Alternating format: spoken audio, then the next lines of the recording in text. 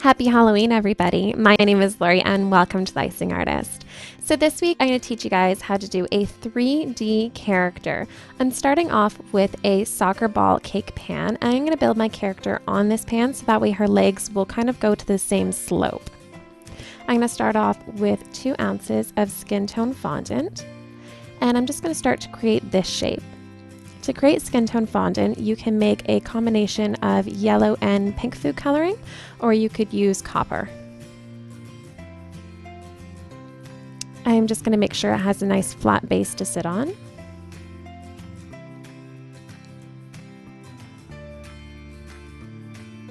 And there you go. That's kind of the shape you're looking for. I'm just going to stick a skewer through her, and that's going to keep everything sitting up nice and straight. Using a veining tool, I'm just going to add some details in for her collarbones. And then, of course, because I'm making a woman, we're going to have to add some boobs on there. I found this was the easiest way to do it because we're going to cover it up using a shirt. And then for her 2 legs, we're going to need a 1/2 ounce each, so 1 ounce total. And I'm just kind of rolling out to a log, pushing up the one end to make a foot. And then flattening out the other end. That's both to make it sit nice and flat and to kind of tuck underneath her bum so that way it doesn't fall off. I'm going to use water as my glue, and that's going to glue all of my pieces together. And I'm going to do her legs crossed, so I'm just going to cross one over the other one. Just kind of like that. And then again, just add some water just to glue it down. I'm going to use some icing sugar so that way she doesn't stick there. And now I'm going to cut off those legs I just made. And I'm going to recreate it using black fondant for the exact same length and shape.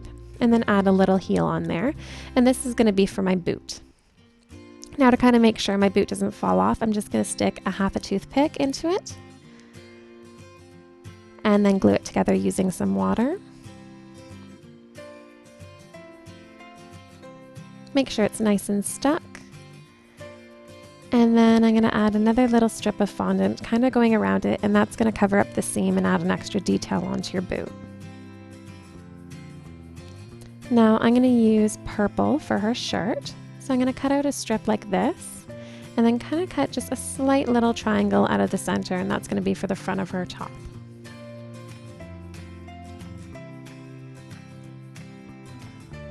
You can drape that around her, making sure you're covering up all the seams, and then just trim off any of the excess. These characters can be made weeks ahead of time. You at least want them to dry for 1 week so that way they dry nice and solid. I'm going to roll out some white fondant nice and thin, then using a skewer, I'm using the sharp edge and kind of rolling back and forth on it, and that's going to create this ruffled effect. And this I'm going to use for the tool that's going to go underneath her dress just to kind of puff it up a bit. I'm going to lay one long piece going around. And then I've cut a bunch of small pieces that I'm just going to kind of piece together to build up that tool a bit.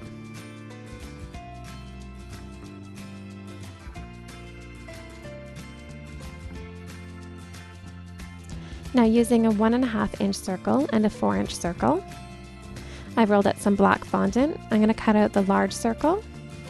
And then using the same skewer technique, I'm just going to ruffle the outside of this slightly. And then using my 1.5 circle, I'm just going to cut out the middle and wrap that around my dress.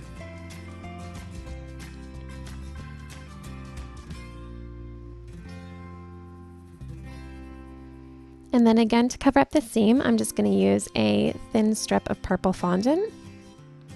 And I want to make a little bow, so I'm just going to fold 2 little rectangles in half, pinch the one end. I've made 2 sides like this, and I'm going to join them with another small piece. Stick that right on.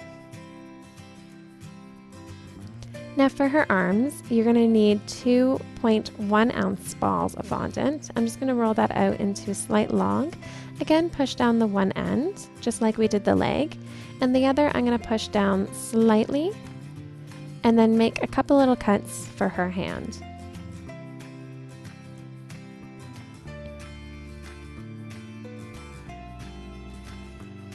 And then just stick that onto her shoulder and try to make it so her hand's kind of sitting naturally. If you guys like to see any of my other Halloween videos, you can click here to see my Halloween playlist. I've rolled out 2 small strips for the straps on her shirt. And for her head, we're going to need 1 ounce ball of fondant.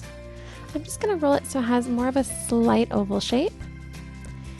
And I'm going to start to create different shapes of her face just on a piece of foam so it doesn't kind of indent the back of it. And I'm just kind of pushing up on the bottom of it and then pinching in. And this is going to create her nose. And then using a number 12 piping tip, I'm going to create a little smile. I'm going to make a little hole so that'll stick right onto my skewer. I'm going to add 2 little pieces of white fondant for her eyes and just kind of push them in. Now I'm just kind of fanning it out a little bit, trying to make the white a little bit bigger. And I'm going to give her green eyes. I'm using an edible marker here, but you could also use food coloring or fondant. I'm going to outline her eyes using black and then add in her eyelashes. And then the center of eyes to be black as well. And then I'm going to give her 2 little white dots, just to add a little bit more character to her.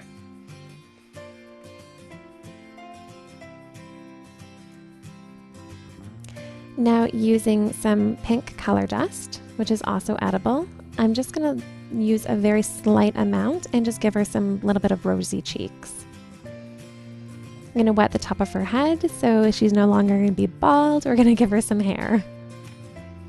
I'm going to give her some bangs, so I'm just going to start piecing this together. I've rolled out these little thin logs of brown fondant for her hair. And I'm just going to piece them together on top of each other, kind of like this, the way that like hair would naturally flow. And of course, the thinner pieces that you do, the more realistic it's going to look. But you could do thicker pieces if you don't want to spend that much time doing her hair. I decided to do most of her hair hanging over her one shoulder. So I'm just kind of putting them around and then kind of curling it around over her shoulder. And you want to fill in all around the sides, add some extra bottom pieces to the back, and then cover up the back piece. Kind of coming around down like that. And when her hair is done, she should look like this. And if you're not doing a witch for Halloween and you just want to do a regular figure, you can stop here. Or you can add a witch hat. So using 0.6 ounces of fondant, I'm going to create this little cone shape. And then curl the one end.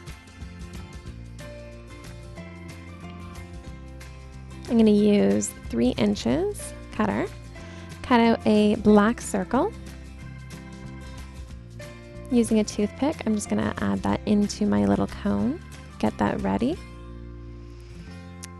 And I'm just going to flop that on top of her head and just kind of let it lay down naturally, like fabric would just kind of lay there. And then stick the top on. And to cover up the joint and add some extra details, I'm again just going to use a little strip of purple fondant and add another bow.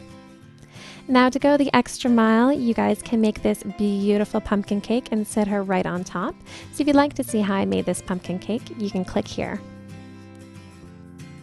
I started planning to make this figurine weeks ago and I was so excited about making it, drawing up all the drawings and everything. I'm really happy with the way it came out. I hope you guys really liked it too.